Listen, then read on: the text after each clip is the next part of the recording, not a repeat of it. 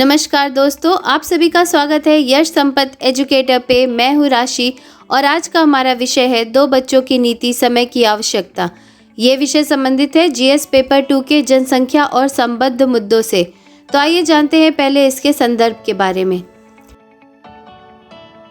हाल ही में राज्यसभा के एक सदस्य द्वारा 2 बच्चों की नीति से संबंधित एक निजी विधेयक या गैर सरकारी विधेयक सदन में प्रस्तुत किया गया। इस विधेयक के प्रमुख बिंदु इस प्रकार हैं। इस संविधान संशोधन विधेयक में उन लोगों के लिए कराधान, शिक्षा और रोजगार के प्रोत्साहन का प्रस्ताव है जो अपने परिवार का आकार 2 बच्चों तक सीमित रखते हैं। विधेयक में संशोधन के भाग 4 में एक नए प्रावधान को शामिल करने की मांग की गई है जो ऐसे लोगों से सभी रियायतें वापस लेने से संबंधित है जो छोटे परिवार के मानदंड का पालन करने में विफल रहते हैं।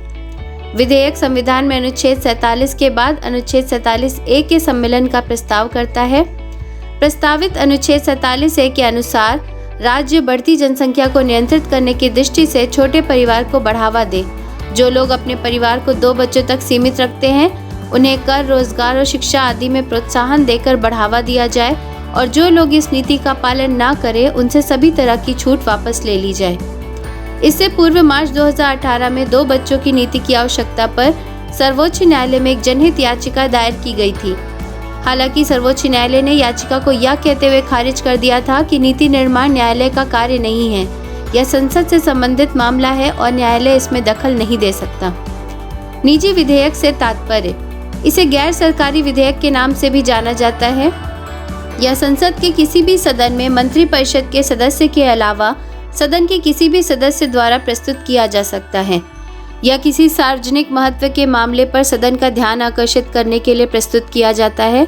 ऐसे प्रस्ताव को सदन में पेश करने के लिए 1 माह पूर्व नोटिस देना आवश्यक है। नीति के पक्ष में तर्क, जनसंख्या बढ़ने से बेरोजगारी, गरीबी, अशिक्षा, खराब स्वास्थ्य और प्रदूषण जैसी समस्याएं उत्पन्न होंगी। इसलिए 2 बच्चों की नीति इस दिशा में कारगर उपाय सिद्ध होगा। वर्ष 2050 तक देश की शहरी आबादी दुगनी हो जाएगी, जिसके चलते शहरी सुविधाओं में सुधार और सभी को आवास उपलब्ध कराने की चुनौती होगी। साथ ही पर्यावरण को भी मद्देनजर रखना जरूरी होगा।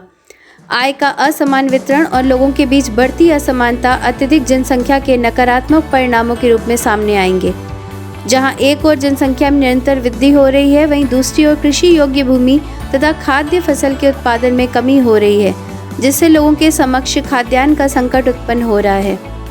नीति के विपक्ष में तर्क, नीति के क्रियान्वयन में बड़े पैमाने पर जबरन नसबंदी और गर्भपात जैसे उपाय अपनाए जाने की आशंका है। इस नीति से वृद्ध लोगों की जनसंख्या बढ़ती जाएगी तथा वृद्ध लोगों को सहारा देने के लिए युवा जनसंख्या में कमी आ जाएगी। इस नीति से हम जनसांख्यिकीय लाभांश की अवस्था को खो देंगे। जनसंख्या नियंत्रण के अन्य उपाय, आयु की एक निश्चित अवधि में मनुष्य की प्रजनन दर अधिक होती है। यदि विवाह की आयु में वृद्धि की जाए तो बच्चों के जन्म की दर को नियंत्रित किया जा सकता है। शिक्षा की गुणवत्ता में सुधार तथा लोगों के अधिक बच्चों को जन्म देने के दृष्टिकोण को परिवर्तित करना।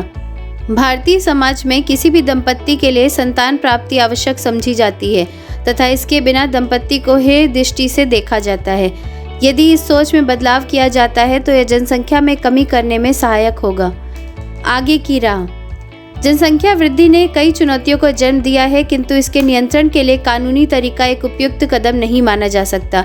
भारत की स्थिति चीन से पृथक है तथा चीन के विपरीत भारत एक लोकतांत्रिक देश है जहां हर किसी को अपने व्यक्तिगत जीवन के विषय में निर्णय लेने का अधिकार है। भारत में कानून का सहारा लेने के बजाय जागरूकता अभियान, शिक्षा के स्तर को बढ़ाकर तथा गरीबी को समाप्त करने जैसे उपाय अपनाकर जनसंख्या नियंत्रण के लिए प्रयास करना चाहिए।